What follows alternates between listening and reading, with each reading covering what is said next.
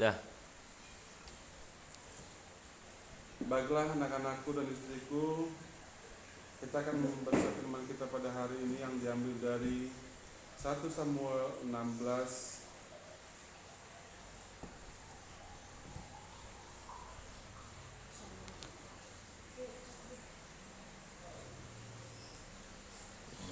Amin. dapat semua. Terus semua. Baik, bersama-sama aku baca dari ayat 1 ayat kedua dan selanjutnya Cica ya, sampai 11 kita baca sampai 13. Daud diurapi menjadi raja. Berfirmanlah Tuhan kepada Samuel, berapa lama lagi engkau berduka cita karena Saul? Bukankah ia telah kutolak sebagai raja atas Israel? Isilah tabung tandukmu dengan minyak dan pergilah. Aku mengutus engkau kepada Isai orang Betlehem itu, sebab di antara anak-anakmu telah kupilih seorang raja bagiku. Tapi Noah Yang berapa ini? ayat 2. Ayat 2. Tapi Samuel berkata, bagaimana mungkin aku pergi jika Saul mendengarnya? Ia akan membunuh aku. Firman Tuhan, bawalah seekor lembu muda dan katakan, aku datang untuk mempersembahkan korban kepada Tuhan. kemudian undanglah Isai ke upacara pengorbanan itu. Lalu aku akan memberitahukan kepadamu apa yang harus kau perbuat. Urapilah bagiku orang yang akan kusebut kepadamu. Samuel berbuat seperti yang difirmankan Tuhan, dan tibalah ia di kota Betlehem. Para tua-tua di kota itu datang mendapatkannya dengan gemetar dan berkata, adakah kedatanganmu ini membawa selamat? Jawabannya, ya benar, aku datang untuk mempersembahkan korban kepada Tuhan. Kuduskanlah dirimu dan datanglah dengan daku ke upacara pengorbanan ini. Kemudian ia menguduskan Isa dan anak-anaknya yang laki-laki dan mengundang mereka ke upacara pengorbanan itu. Ketika mereka itu masuk dan Samuel melihat Elia, lalu pikirnya, sungguh di hadapan Tuhan sekarang berdiri dan diurapinya. Tetapi berfirmanlah Tuhan kepada Samuel, janganlah pandang parasnya atau perawakan yang tinggi, sebab aku telah menolaknya. Bukan yang dilihat manusia yang dilihat Allah. Manusia melihat apa yang di depan mata, tapi Tuhan melihat hati. Lalu Isai memanggil Abinadab dan menyuruhnya lewat di depan Samuel. Tetapi Samuel berkata, orang ini pun tidak dipilih Tuhan. Kemudian Isa menyuruh Syama lewat, tetapi Samuel berkata, orang ini pun tidak dipilih Tuhan. Demikianlah Isai menyuruh 7 anak lewat di depan Samuel. Tapi Samuel berkata pada Isai, semuanya ini tidak dipilih Tuhan. Lalu Samuel berkata kepada Isai, inikah anakmu semuanya? Jawabnya, masih tinggal yang bungsu tetapi sedang mengembalakan kambing domba. Kata Samuel kepada Isai, suruhlah memanggil dia, sebab kita tidak akan duduk makan sebelum ia datang kemari. Kemudian disuruhnyalah menjemput dia. Ia kemerah-merahan, matanya indah dan parasnya elok. Lalu Tuhan berfirman, bangkitlah, urapilah dia sebab inilah dia. Samuel mengambil tanduk-tanduk yang berisi minyak itu dan mengurapi Daud di tengah-tengah saudaranya. Sejak hari itu dan seterusnya berkuasalah Roh Tuhan atas Daud. Lalu berangkatlah Samuel menuju Rama. Demikianlah firman Tuhan kali ini. Bapak sengaja nggak ambil korban dari Bapak Pendeta Paul hari ini. Tapi kita kan sama-sama belajar agama firman Tuhan tentang firman Tuhan kita pada kali ini. Dikatakan di sini ayat 17, bukan yang dilihat manusia yang melihat Allah. Manusia melihat apa yang di depan mata, tetapi Tuhan melihat hati. Kenapa dikatakan seperti itu? Nah, kita tahu bahwa yang mengurapi sebelum Daud ini kan raja sebelumnya adalah raja Isai. siapa? Isai. Enggak, raja sebelum Daud ini adalah Saul. Saul. Nah, dia diurapi oleh Samuel. Tetapi pada kenyataannya ini Tuhan menarik rohnya dari Saul karena si raja Saul ini berbohong. Ada banyak pelanggaran yang telah dilakukan terhadap Tuhan. Pertama, dia nggak mengikuti perintah Tuhan. Jadi waktu itu ada dua kesalahan yang dilakukan oleh Saul pada saat itu yang membuat Tuhan undur dari Saul, sehingga Tuhan menyesal dan dia katakan itu kepada Samuel, saya sudah menyesal telah menjadikan dia raja. Oleh karena itu Saul juga merasa bersedih. Kenapa ya? Soalnya Saul, kita tahu bahwa Saul itu dipilih jadi raja, walaupun memang dia diurapi, tetapi dia dipilih raja melalui undian. Nah, melalui undian. Nah, bahkan waktu diurapi pun Raja Saul itu dia diurapi cuma pakai gentong begitu. Nah kan, padahal seharusnya kalau orang-orang Raja Israel pada saat itu kalau diurapi jadi raja, dia minyak itu dibikin dari tanduk. Karena kata di sini tabung tanduk. tabung tanduk, istilah tabung tandukmu dengan minyak dan pergilah. Nah itulah yang membedakan diurapinya Raja Saul dan Raja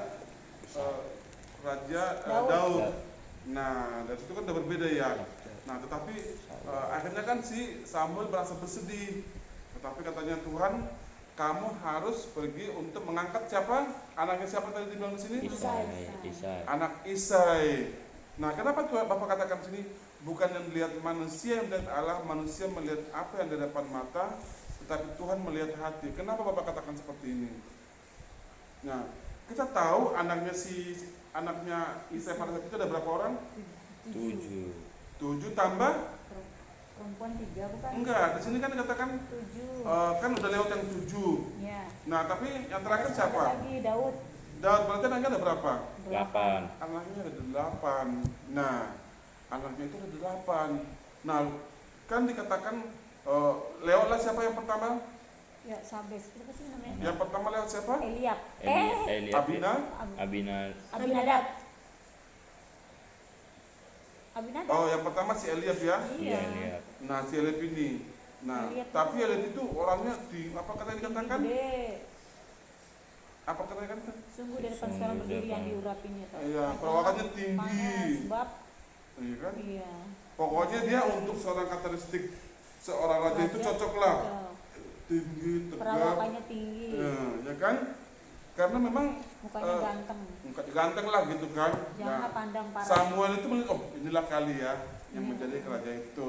Tetapi katakan Tuhan di sini bukan yang lihat manusia, yang lihat Allah. Manusia melihat apa yang di depan mata, tetapi Tuhan melihat hati. Kenapa? Yang kedua juga lewat, Abinadab nggak sesuai juga. Sampai yang ketiga juga, siapa dibilang? Syama lewat juga? Nggak lewat juga. Sampai 7 anaknya. 7 orang lewat itu nggak ada. Tetapi yang terakhir kan dibilang setelah 7 emang ada lagi anak kamu, karena dikatakan bahwa dia itu tidak dipilih oleh Tuhan. Nah, akhirnya ketahuanlah bahwa ada lagi satu lagi di mana dikatanya? Mengembala kambing domba. Nah, Bapak ceritakan ya, anak pertama, kedua, ketiga ini adalah kenapa dibilang gagah-gagah? Karena memang dia itu adalah tentara prajurit yang dipakai oleh Saul. Nanti kalau kamu baca sebelumnya ya. Nah, ini yang dipakai Saul mereka ini adalah tentara-tentara si Saul. Makanya kan kalau tentara udah tegap ya kan tinggi. Nah, makanya sekarang kriteria tentara itu nggak boleh pendek. Kenapa? Inilah yang dipakai acuan oleh firman Tuhan. Jadi firman Tuhan ini dipakai acuannya sampai sekarang. Tingginya harus segini. Ya kan, nggak sembarangan orang jadi tentara polisi. Kan katakan serdaru-serdarunya itu Tuhan, serdaru-serdaru Saul pada saat itu harus tinggi-tinggi. Nah, jadi tinggallah si Daud. Akhirnya pada saat Daud dipilih oleh Tuhan, dia akhirnya diurapi. Nah, ini sungguh makanya bilang katakan tadi, walaupun Tuhan itu tidak pernah melihat dari wajah, tampang.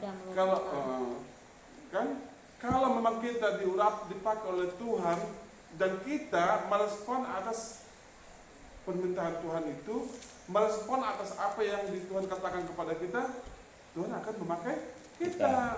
Jangan salah loh, ada orang yang dibilang bisu bisa dipakai oleh Tuhan untuk apa gitu kan. Banyak sekali orang-orang cacat. Jadi nggak harus orang-orang sempurna dipakai Tuhan untuk diurapi dan dipakai untuk memuliakan Tuhan. Nah, apa sih kerjaan si Daud ini? Gembala. Nah, Tuhan respect terhadap si Daud ini. Soalnya apa? Dia bontot. Nah ini kayak si jadi bontot nih. Kenapa bukan si Noah yang dipilih? Kenapa nggak si Yeremia kan? Tetapi yang dipilih adalah anak bontot. Makanya hati-hati sama anak bontot loh. Biasanya anak bontot itu selalu dipakai Tuhan dan diurapin. Amin. Dengarkan Amin. itu ya. Selalu dipakai Tuhan dan diurapi. Ya, anak gede juga. Anak gede juga dipakai, tapi yang tadi dikatakan tadi ini bukan yang dilihat manusia, dilihat alam. Padahal dia tahu apa? Si Daud ini kerjanya apa coba? Ada yang nggak tahu nggak kerjaan Daud? Selain tadi yang dibilang dikatakan tadi, menggembala. Ini apa sih? Ya, tahu sama sudah lagi. Mana ya tadi harusnya? Nih kita baca ayat 12 ya, ayat 7 1 Samuel 17 ayat 12. Daud adalah anak seorang dari Efrata dari Betlehem Yehuda yang bernama Isai. Isai mempunyai 8 anak laki-laki pada zaman Saul. Orang itu telah tua dan lanjut usianya. Ketiga anak Isai yang besar-besar telah pergi berperang mengikuti Saul. Nama ketiga anaknya yang seperti berperang itu ialah Eliab, anak sulung, anak yang kedua Abinadab, dan anak yang ketiga adalah Syama. Jadi berarti yang ketiga tadi kan benar kan Pak bilang mereka itu tentara Saul. Nah, Daudlah yang bungsu. Jadi ketiga anak besar-besar itu pergi mengikuti Saul. Tetapi Daud selalu pulang daripada Saul untuk menggembalakan domba ayahnya di Betlehem. Orang Filistin itu maju mendekat pada hari itu dan pada petang hari. Demikianlah hampir ke depan 40 hari lamanya. Isai berkata kepada Daud anaknya, ambillah untuk kakak-kakakmu bertihan gandum di seeva dan roti yang 10 ini. Bawalah cepat-cepat ke perkemahan kepada kakak-kakakmu. Dan baiklah sampaikan keju yang 10 ini kepada kepala pasukan 1000. Tengoklah apakah kakak-kakakmu selamat dan bawalah pulang suatu tanda dari mereka. Saul dan mereka itu dan semua orang Israel ada di lembah Tarbantin tengah berperang melawan orang Filistin. Lalu Daud bangun pagi-pagi, ditinggalkannya lah kambing dombanya pada seorang penjaga, lalu mengangkat muatan dan pergi seperti yang diperintahkan Isai kepadanya. Sampailah ia ke perkemahan ketika tentara keluar untuk mengatur barisan dan mengangkat sorak perang. Orang Israel dan orang Filistin itu mengatur barisannya. Lalu Daud menurunkan barang-barangnya dan meninggalkannya di tengah penjaga barang-barang tentara. Berlarilah Daud ke tempat barisan. Sesampai di sana bertanyalah ia kepada kakaknya, apakah mereka selamat? Sedang ia berbicara dengan mereka, tampillah maju pendekar itu namanya Goliat. Oke. Itu sampai situ. Jadi kerjanya apa? Jadi pagi-pagi itu dia ngantar makanan dulu ke medan perang, ke tempat perkemahan kakak-kakaknya. Tadi kan yang dibilang tadi tiga-tiga ini adalah tentara. Jadi pagi-pagi itu dia ke perkemahan, ngantar makanan yang disampaikan oleh bapaknya. Setelah itu sambil mengecek keadaan mereka. Soalnya kan bapaknya itu harus tahu keadaan abang-abangnya kan, anak-anaknya kan. Bapaknya selalu tua. Nanti informan lah dia. Makanya sekarang itu tentara itu juga ada informan. Dia kerjanya itu untuk mengetahui keadaan di sana. Oh, bapak anak-anaknya sehat kok yang tiga-tiga itu. Akhirnya bapaknya tenang, tapi sambil menyampaikan dia makanan, dia sambil mencari informasi sehat. Soalnya kan mungkin nyari orang kan susah pada itu kan. Iya. Tentara kan dia tanya temannya, abang gue sehat gak sih kan gitu kan. Nah, habis itu dia pulang disampaikan kepada ini, oh anak kamu sehat-sehat kok pak, gitu yang bertiga. Nah, baru setelah itu dia baru mengembala. Nah, sungguh mulia pekerjaan dari sang adik ini, sang Daud ini. Nah, terus apa lagi dia dibilang ini? Dia itu orangnya bertanggung jawab. Jadi katanya dikatakan di sini pada saat gembala-gembalanya ini diserang, dia diserang oleh binatang buas, dia mematikan binatang buasnya, mau singa mau apa dia matikan. Padahal dia badannya nggak terlalu gede kok.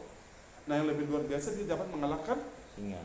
Goliat mati. Nah Goliat itu udah orang yang tinggi, itu katanya kalau Goliat itu tingginya itu hampir 3 meter loh, 2,85. Udah gitu badannya seperti